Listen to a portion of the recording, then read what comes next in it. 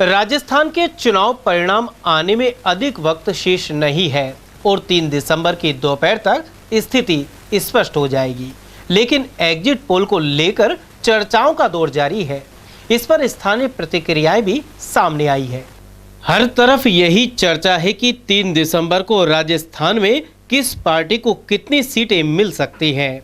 यदि प्रमुख exit poll पर नजर डालें तो टाइम्स नाउ और ईटीजी ने भाजपा को 118, कांग्रेस को 64 और अन्य को 17 सीटों का अनुमान लगाया है। वहीं टीवी 9 और पोल स्टार्ट का एग्जिट पोल भाजपा को 100 से 110, कांग्रेस को 90 से 100 और अन्य को 5 से 15 सीटें दे रहा है। एबीपी एमसी वोटर ने भाजपा को 94 से 114, कांग्रेस को 71 से 91 और अन्य को 0 से 1 सीट का अनुमान लगाया है। वहीं इंडिया टुडे और एक्सिस माई इंडिया ने भाजपा को 80 से 100, कांग्रेस को 86 से 106 एवं अन्य को 9 से 18 सीटों की बात कही है। इसी तरह इंडिया टीवी एवं सीएनएक्स के एग्जिट पोल में भाजपा को 80 से 90, कांग्रेस को 94 से 104 और अन्य को 14 से 18 सीटों का अनुमान है।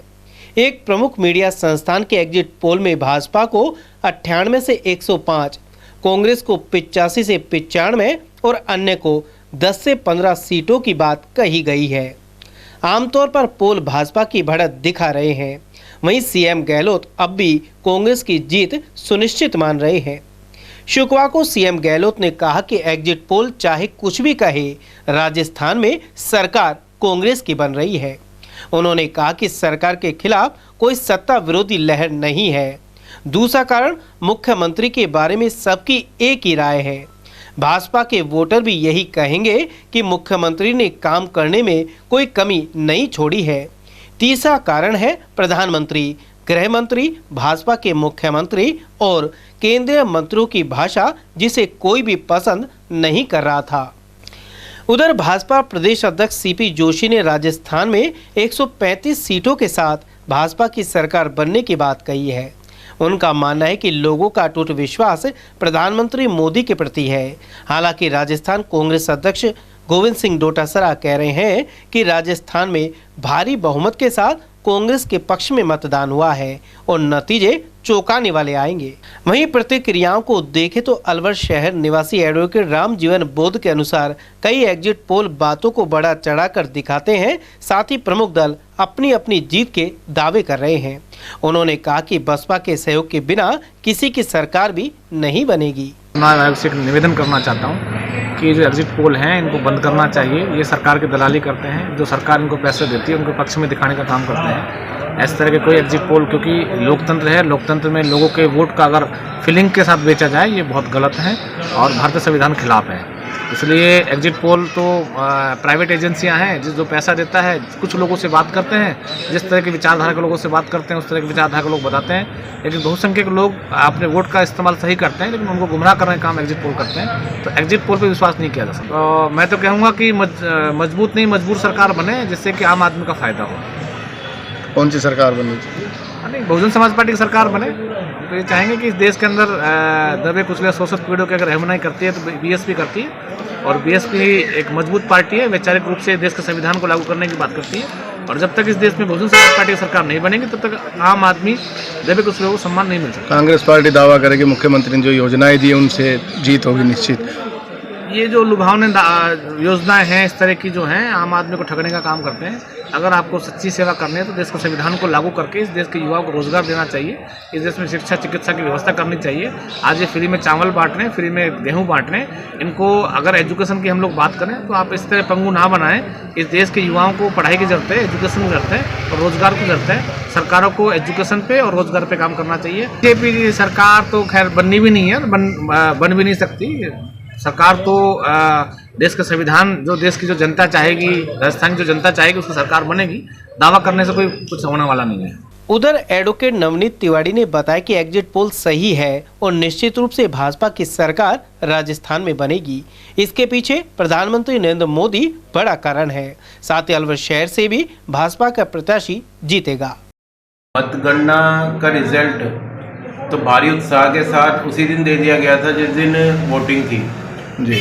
25 तारीख को जिस दिन वोटिंग हुई है उसी दिन इतना भयंकर उत्साह भाजपा के प्रति आमजन में था, जो गहलोत सरकार की जो पेपर लीक, भ्रष्टाचार और इन सब से प्रताड़ित जो युवा थे, जिन्होंने इस सब को झेला है, जो अपनी कुर्सी बचाने के लिए पूरे 5 साल लड़ते रहे, मैं सीएम, और उसी पशोपेश में होटलों में सरकार चलती रही, तो वहीं उस दिन जनता ने बता दिया था कि सरकार भाजपा की आ रही है, प्रचंड बहुमत से, स्पष्ट बहुमत से आ रही है। और जहाँ तक बात करें शहर विधानसभा क्षेत्र अलवर की, तो उसमें निश्चित रूप से जो भाजपा के प्रत्याशी हैं, व्यवहार कुशल भाई संजय शर्मा जी, उनका निश्चित रूप से उनको व्यवहार के ही वोट इतने मिलेंगे कि भाजपा की ये सीट सबसे ज़्यादा प्रचंड बहुमत से जीतेंगे, 200% जीतेंगे। और संडे को जिस दिन मतगणना प्रारंभ होगी, first of all result Alwar शहर, अलवर जिला भाजपा की सीटों में निश्चित रूप से बहुत अच्छी बढ़ोतरी करेगा। वहीं अभिभाषक रायचंद शर्मा के अनुसार केंद्र की नीतियों एवं योजनाओं से लोग खुश हैं। इसके अलावा प्रदेश सरकार ने इस हद तक रेवड़ियां बांटी हैं कि लोगों में घर बैठे ही सब कुछ प्राप्त करने की प्रवृत्ति विकसित हो जाएगी। यह उन्हें नाकारा बनाएगी। और जैसा कि अलवर में भी है कि पिछली बार अलवर में बीजेपी के एमएलए भाई संजय शर्मा थे, उनके ऊपर ऐसा कोई आरोप नहीं लगाया गया। उन्होंने जितने कार्य किए वो सारे उन्होंने करे। अपनी जो उनकी क्षमता थी, जो उनका फंड था, विधायक निधि थी, उसमें भी उन्होंने बढ़ चढ़ कर उन्होंने राशि खर्च की है। तो अब के भी अलवर से प्रचंड बहुमत से संजय शर्मा ही अबव कम से कम 20,000 वोटों के मार्जिन से वो दर्ज करेंगे। कांग्रेस दावा कर रही है कि गहलोत सरकार ने जो कांग्रेस जो दावा कर रही है, गहलोत सरकार ने जो एक पर्टिकुलर किसी को फ्री योजना चलाई है, उन योजनाओं का जो असर है वो किसको पर पड़ेगा कि सरकार जो है गहलोत स्वयं हो या उसके कोई मंत्री हो, अपनी निधि में से, पर्सनल निधि में से तो पैसा देने से रहे कि अपने बैंक अकाउंट से पैसा दे दे।